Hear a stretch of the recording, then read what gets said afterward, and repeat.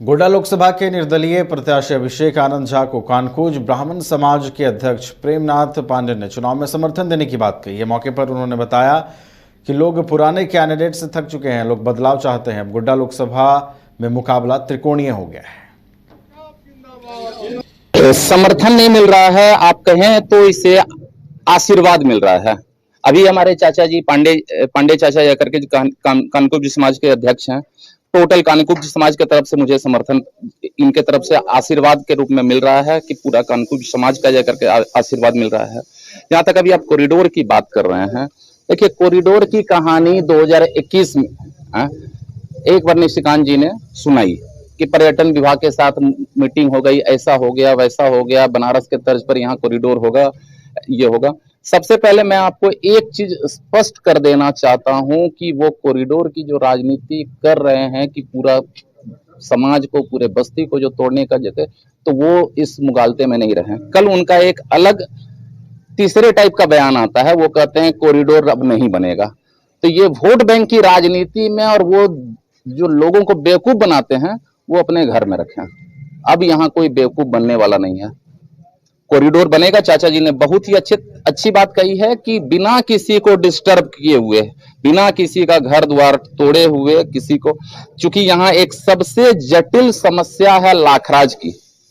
जब तक लाखराज में सबका रेंट फिक्सेशन होकर म्यूटेशन नहीं हो जाता है तो उसके बाद किसी को कंपनसेशन नहीं मिलेगा।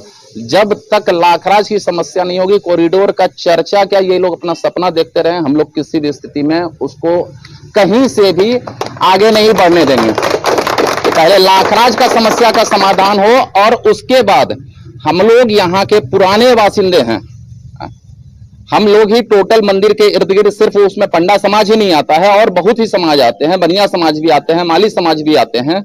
हम लोग के हिसाब से, हम लोग के शर्तों के हिसाब से यदि कॉरिडोर का जो भी रास्ता निकाला जाएगा ढंग से, विकास का हम लोग कोई विरोधी नहीं है, यदि उसका रास्ता निकाला जाएगा तो उसका बैठ करके एक आम सभा के थ्रू निर्णय होगा।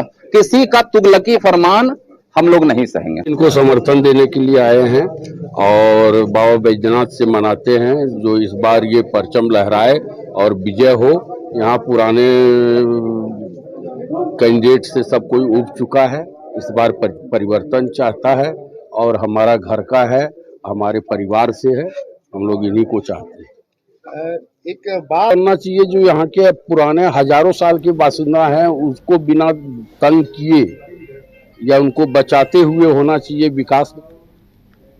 कमाल करते हो जी, बच्चे घूमने की इतनी जिद कर रहे हैं और तुम हो कि तुम्हें फुर्सत ही नहीं मिल रही। अब इतनी गर्मी में जाए तो जाए कहाँ?